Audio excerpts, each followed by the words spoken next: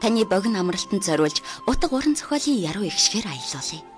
Та унших хэрэггүй, зүгээр л сонсоорой. Цай уух зур радио нэвтрүүлэг.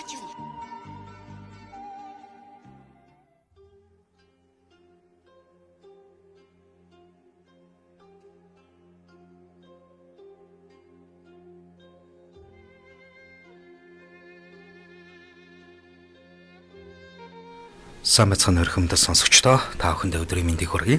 Их Монгол FM 99.7 цай уух зур утга уран зохиолын цаг нэвтрүүлгээ та бүхэндээ өргөн барьдаг. Бид энэ хүү нэвтрүүлгээрээ зохиолч Сэрчин овогтой үр цайхын их хүн бодит амьдралаа сэтгүүлсэн хайрын туучийг цуурлаар хүргэж байгаа. Ингээд энэ удаад та бүхэндээ энэ хүү цуурлынхаа 44-45 дугаар хэсгийг төлөвлүүлье. Анхаарлаа хандуулна.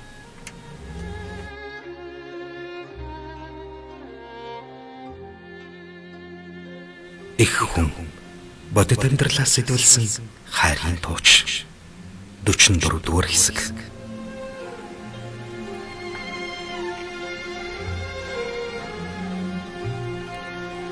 Гэгэн цагаан өдөр гинэт гарч ирсэн эдгээр дээрэмчтэн өмнө хүчин мөхөсцснөө мэдсэн бэрийн хадмах яах учраа олохгүй зогсож байтал бэрийн хадмах руу нэгэн өндөр нөхөр ойртон ирж сайн байна уу гэж өврөө удлан дайлан гарган хөөрөг сарвах шиг болоход үгүй энэ хүн Монгол болол та бас ч гэж учиртай хүмүүс бай. Хөөрөг таних нэрэд ойлголцоод явж болох нь гэж янз бүрийн хар санаа өрлөөгүй гинэн залуу морноосоо бууж ирэхэд гинэт угсгийн шуунаас нь адгаад аммагц. Энэ мусайнуудаар арайч дээрлүүлээд байхгүй хаа гэж шарн хөдөлсөн залуу хувхийн доош сууж өмсөн толгой дээгврээ давуулан шидэхэд өндөр залуу годроотон морных нь хөл дунмагц. Босгосон морь толгойг нь тас хийтэл өшгөлөхөд ёй яадгацгүй гэж хараал тавиад үндих гээд шалалгүй хажуулдан унлаа. Үүнийг харсан толгойлагч энэ хоёрыг хөөрхөн шоглож айлгачаад мортиг нь хаяад явъя гэж байсан санаагаа өөрчилж зүрхэн хөөрч нэгэнд та нар зодон эхлүүлж байгаа бол дуусгаад үгүй л доо ингээд нөгөөтгөө өшөглөж ганц хүн дийлэхгүй арчаагүй шаар бай ингэж үгч хөвчгтэй таарна ингээд арын 2-3-га харвал толгойлогчийн зөвшөөрөл авсан тэдний нэг нь угсгийн түүний араас нь тэрч аваад хоолойг нь боох гэж оролдов. Залуу самбаачлан ноцолдон босох зуурт хажууд зогссон залуу үсрэн ирж хоёр хөлөөс нь татан унгахад хоолойг нь боосон дээрэмчин хоёр гартаа ноцолдсоор доош харуулж улаан нүрээр нь шороо өмхүүлэн дараад бүсийг нь тайлан хоёр гарыг нь дангин тэлхүүлээд ингээд сарвалзаж бай. Ингээд хөхрөлдөн инээлтхэн ихэд зөвүүн сонсогдох хажаа.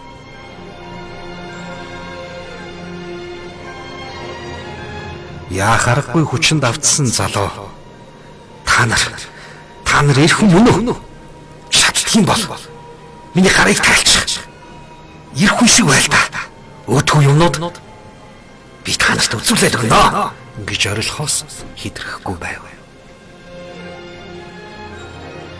Залуу цаашид ямар ч эсэргүүцэл үзүүлж чадахгүй болсныг харсан толгойлогч ихэд багтаагаар бүсгүй гівтэйхэн өргөж буулгах гэхэд шархан ээч гэж гинэт орлон нүүрлүүн гутлаараа тийрчгээд морио шүү гэж зүхтаах гэж оролдсон ч цол бүрийг нь давхраатгаж байсан бахимэр угс хийж гуд татаад буулгаад ирлээ.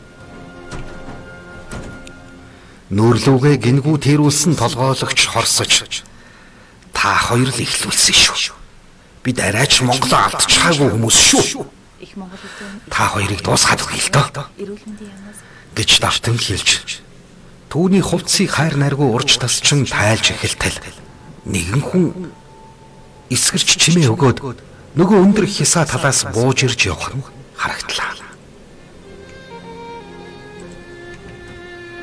Дээрэмчд гайхсан байртаа тийшээ бүгдээрээ харахад шар охин зэрэг харвалаа.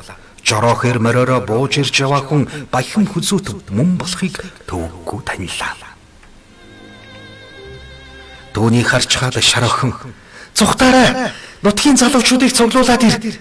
Бид хоёрыг аваарай гэж хашгирсан ч Баяхим хүзүүд цухтах нь бүх хил морноосоо бууж хад дотор уйчхаад дөхөн ирэхийг харсан тэрвэр.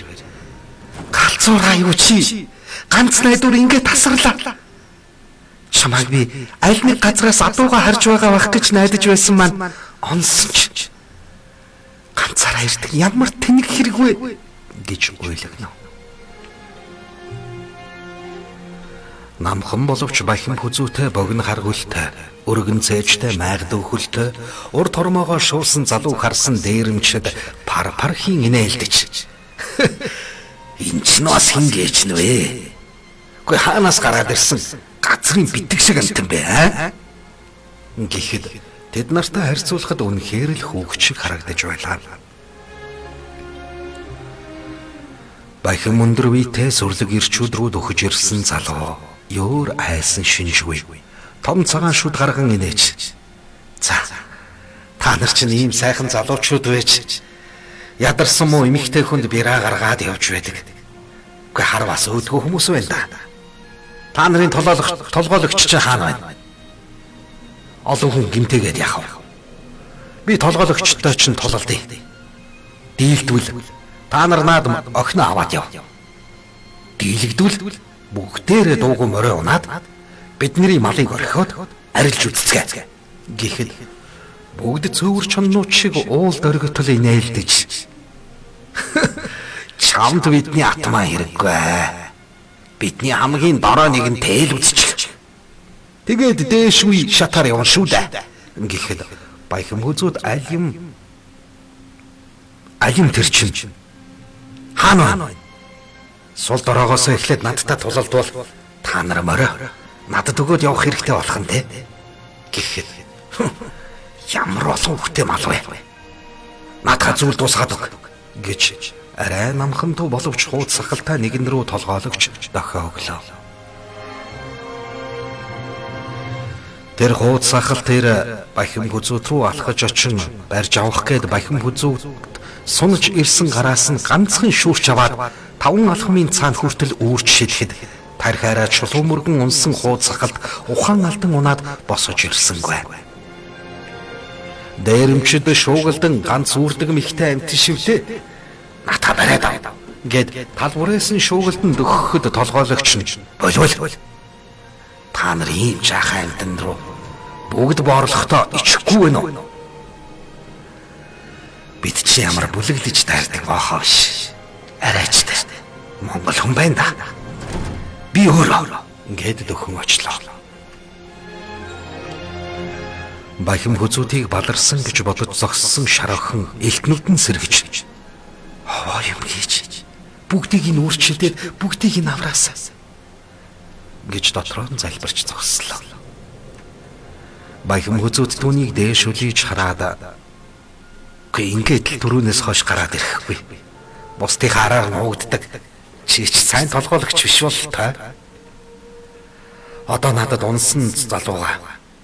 Толгоог нь боож босгохгүй бол тэр чигтээ үгтэл болчих вэ дээ гэж зодон ихлүүлэхгүй санаатай анхааруулан хэлэхэд сая л ухаан орсон дээрэмчдийн нэг түүн рүү ухс хийлээ.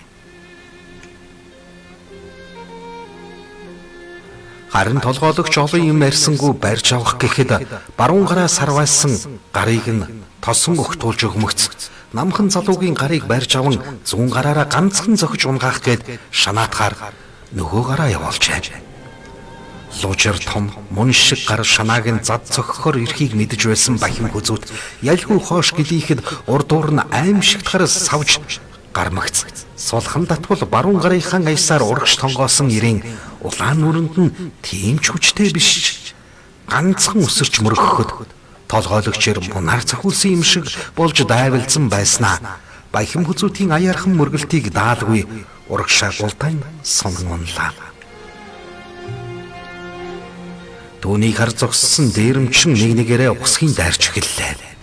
Эхнийэр Баяхим хүзүүдийн илэг рүү хүчтэй ирэхэд цээжээрээ зүүн тийш халааж хөлийг нь дөнгөж шүргүүлж гаргамац. Шилбэн 7-3-аараа хатгавал хөлөөнд татаж авч чадалгүй юмд чирүүлч юмд хойшоо савж унлаа. Араар нь тойрсон нэгэн урдаас нь өшгөлсөн эртээ зэрэгцэн толгоороо ташуур далайн цогсон боловч Бахим Хүзүүтийн толгоо нь буухаас төрүүлж хүчийг нь дагуулan тонгооход зүүн талаас тавьсан нэрийн аюулхаад нөгөө ташуур тас хийбуулаа. Бахим Хүзүүт тонгоосон чихлээ хоёр гараа явуулан арын дээрэмчин зүүн талын дээрэмчинтэй хамт мөрнөөс нь увцран татаж хооронд нь мөргөлдүүлэхэд нөгөө хоёр гин алдан 3 настай хоёр хүүхэд шиг дэгдэгнэн толгоогоороо тас хийтэл мөргөлдлөө. Баруун талын дайрч байсан эр тэр хоёрыг мөргөлдмөгц зогдулсан Бахим Хүзүүдээс арай зай авч холдож юу болов гэсэн аятай зүхтаах маягтай болоод явчихлаа. Энэ хооронд өөртөө байсан сурны хоёр талд бүхэлсэн хоёр эрт тонгоргоо газарт хөвтөх хөлүүлсэн залуу руу гогцролдуулан шидэж хөлийг нь хөлсөн уяаг тастаад гарын хөлгийг нь хурдан тай гэж шаравханд хэлчихэд өврөөсөө дүүгүр гаргаад зогтааж буй эрийн араас шидвэл шунгдан очиж шилэн хүзүүнд нь тасхийн буухад буудулсан тарвах шиг навсган унлаа.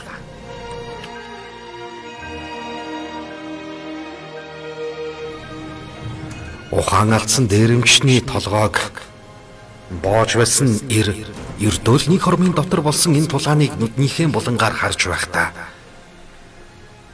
хин нэгний энэ залуугийн толгоог хаг зөхөд өвдгүн багтаа гэж хяламхийн байхдаа нэг том чулуу аван Бахим Хүзүүтийн араас шилхэд дөнгөж тулаанаас сулраад байсан гин алдан ард агцандаа лүг хийтэл зохиолов.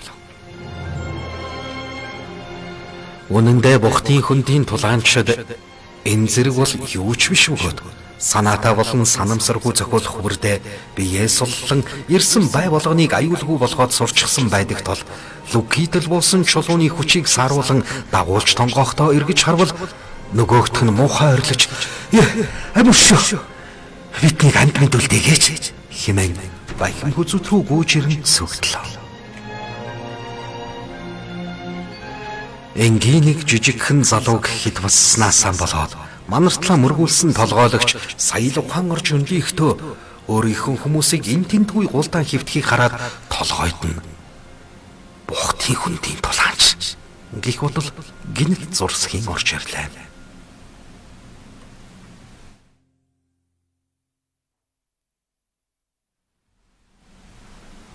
Дүүчин 5 дугаар хэсэг. Олон жилийн өмнө энэ явдал болжээ. Толгойлогч хүүхэд байх үед аав нь хил дамнуулан хулгай хийж морь хазаар гүйлэгдэг нэгэн удаагийн явалтаараа 10 хэдэн дээрэмчнээ дагуулan энэ нутгаар хөндлөн гулдад авхиж 13-ны жил орж буй хүүгээ юмд сургана гэж дагуулж явжээ. Хүүгээ моринд тун гарамгай гэдгийг мэдэх тул юмыг яаж мэдэх вэ?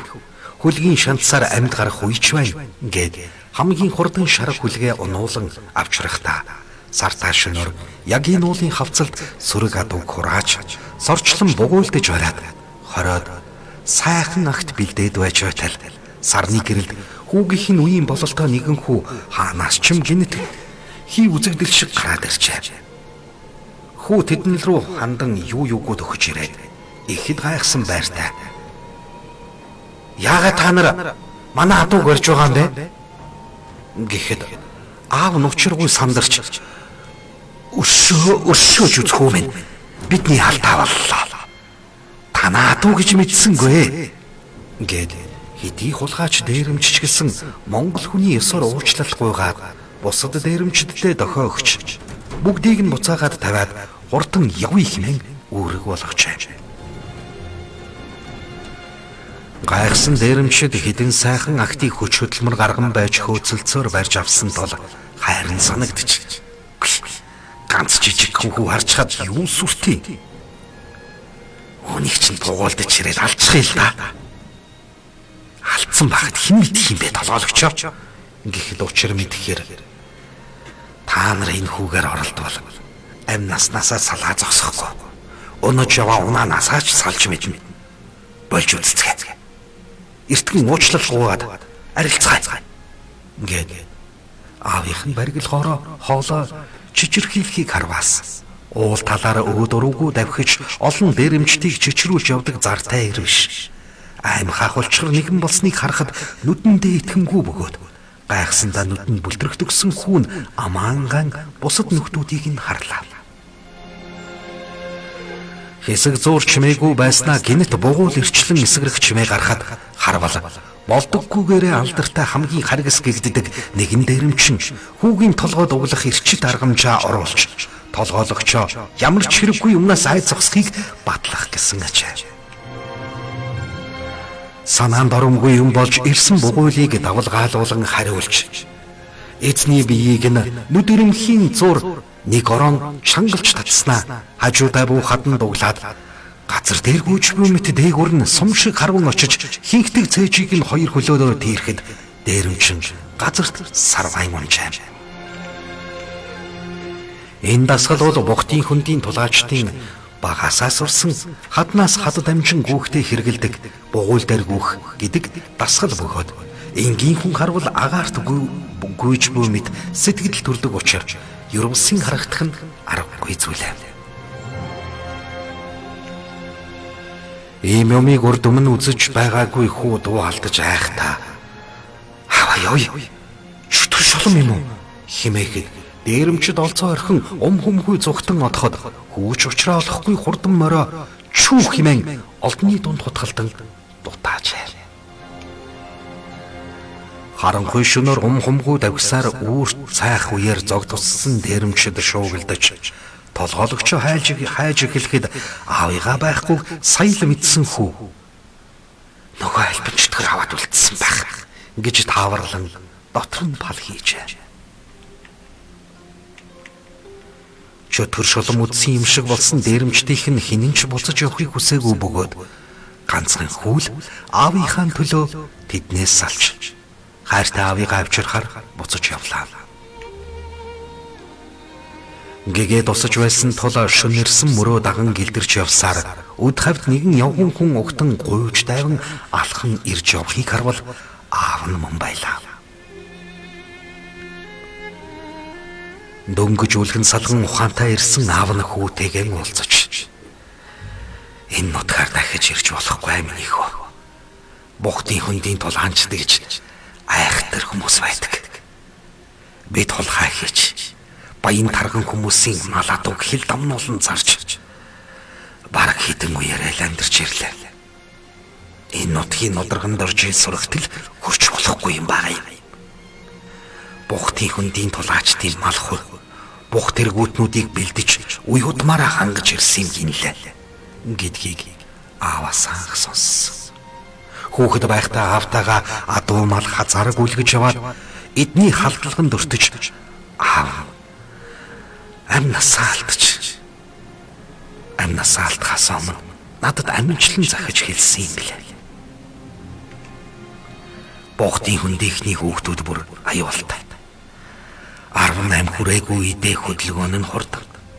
Хүнд тамиртай шилжээгүй ухаан нь сайн төлөвшөөгүй тул голдуу нэг цоглолтоор дээрэмчдийг алчих гээд байдаг юм гэж хэлчихээр дахин нэг гүнзгий амьсгаа авах гэж оролдоод сая явхаас өмнө сурагдуулахад тусгай даалгавар аваад хил яваад эргэж ирээгүй гэж сонсогдсон байсан. Энэ хооронд эдний ороо хатуунаас нь төл авч болохоор суваагүй авъя гэж бодсон ч чадсангүй. Тэд нар аавд хэлэхдээ дахиж халдлагаараа ирвэл өршөөхгүй гэсэн юм билээ. Энд ганц тэр хүүхэд ч биш.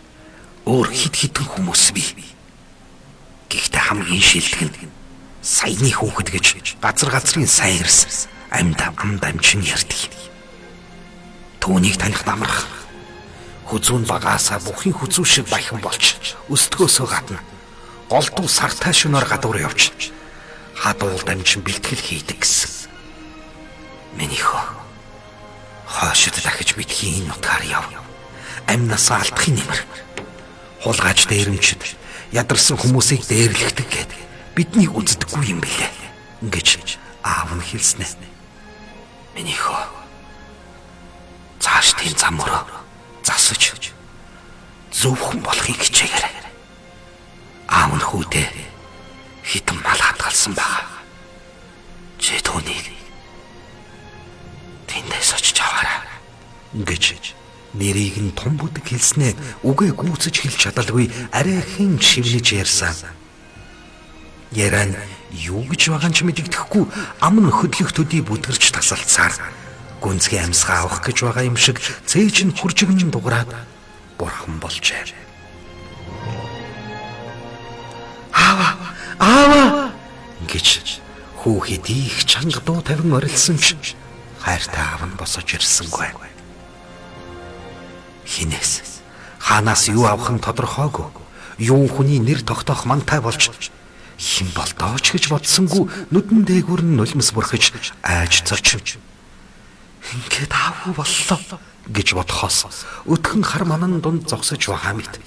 Нөгөө талаар тэрхүү чөтгөр шуламсыгч үзэн ядах сэтгэлч төрөх шиг болж хэсэг уйл зогсноо. Аавыгаа тэрүүхэн тэнд оршуулж толгооных нь орчимд тэмдэг болгон чулуу тавиад бүх хийл шатлаараа бүрэн ёслол гүйцэтгэх гэж хичээсэн ачаа. Ингээд дээрэмчний хүү хар нэлхаасаа аваасаа хоцрон ард үлдсэн балчир дүүнар ээжээ тижээхийн эрхэнд үргэлжлүүлэн ганцаараа хазаараг үлгэж амьдарч эхэлжээ. Олон жил хазаараг үлгэж хэл дагуулan адуу зарж явсан тул өөрийн ирэхгүй ганц хоёр хүмүүстэй гар нийлдэг болсноор сүүлдээ бас л 10-аад хүмүүсийг толгоолон явах болсон нь энэ ачаа. Яагаад ч юм 10-аад жил энэ нутгаар яваагүй тул өөрийнх нь ирэхгүй хүүхэд насны тэр зүйлээ мартан үргэлж өөрийнхөө аз хэмэрт одоо явдаг та ирдэж залуу насны аагаар дайрч гарахта ийхүү тэр үеийн өөртөө нь үейтэнгийн байсан хөвгүүнтэй дахин нүүр тулна гэж яахан мэдэх вүлээ. Гэтэл тэр үед их л өсгөлүүн том байсан хүү үлээлэг өндөр болж зээж хүзүүн улам томорсон боловч шалтай өсөөгүй ачаа. Өөрөө бол түүнээс хамаагүй өндөр бас баян болсон хэдий ч тулааны эрдмийн хувьд хинч биш байсныгаа одоо л ойлгож суулаа. Бараг л мартагдан үлгэр домог шиг байсан зүйлтэйгээр нүүр тулсан түүнийг баян хүзүүт намхан ир гайхан харж хөөе. Энд чинь их л танил царай байх чинь. Тийм саналаа. Чиний аав чинь мундаг дайч. Зоригтой байсан. Надад өшөглүүлж морноос унаж ухаалцсан найзыгаан орхиогүй амиараа дэнчин тавьж ирсэн хүн гацсан. Аавч нь байсан юм л та. Шүүрч зүхтаахтаа дахиад ирэхгүй гэж морин дээрээсээ эр хүний ам тангараг өргөөд арилгахт нь би хүндэтгээд хуруугаач хөдөлгөөгүй орхисон. Гэтэл чи эцэг өвгдийн амлалтаа ингэж зөрчөөд дахин манаа нутагт хулгай хийхээр хөл тавьж байдаг. Ёстой дүүрчихсэн тэний толгой юм да. Хаана тэр аавч? Ард чин сууж хоцроод хүүрээ хулгай хийлгдэг болоо юу? Химэн түүнийг чичилж ямар газрын дээрэмчд гэхээр ингэж хүчин мөхс хүмүүсийг дээрлэгдэг байна. Та нарт анхнаасаа л би сануулсан.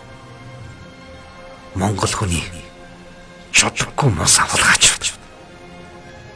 Хизээ байхтай юм байсан. Хулгайч зэлгийч ч гэсэн эзний нэрхэд орхиод дутаадаггүй л үү? Ингээд та нарын угсаа гарал Монгол биш байх. Одоо та нартай өөрөөр ярина. Бүгд мөрөө орхиод эмээлээ өрөө зайлцгаа. Манай нутгаар дахиж өнгөх юм бол амнасаа алдна гэдгээ үеийн үедээ сануулцгаа. Энэ сайхан газар, тайван амгалан газарт мал маллаж амьдарч чадахгүй бол хүний адаг шаар болно шүү дээ. Ингэж тайван өгүүлэхэд дээрэмчдийн толгойлогч юу гэнэ? Манай аав зүхтаасан гинөө гэж үлээдэгсэн байдалтай асуухад. Тийм ээ, тийм. Танаа авч нь зоригтой хүн. Би ч зоргийг нь үнэлээд үлдээсэн нь буруу болчихлоо гэж дахин давтан хэллээ.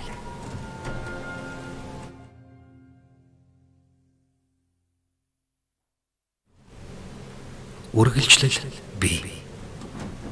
Зохиолч Сэрчин Өвгтөө үр цаах. Зохиол их хүн бодит амьдралаас сэтвэлсэн хайрын дууч. Өгүүлэгч Хос хоёр, дууны нариулагч Цэнтава.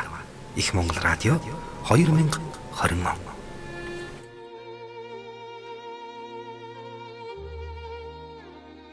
Сонсогч та өдрийн цагаа уучгаад төр чулуу ажилласаа хүн тэрэн амарцсан уу?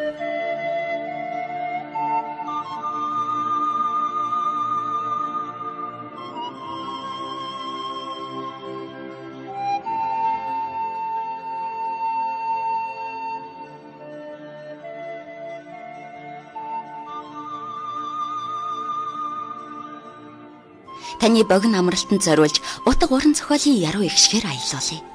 Та унших хэрэггүй, зүгээр л сонсоорой. Цай уух зур радио нэвтрүүлэг.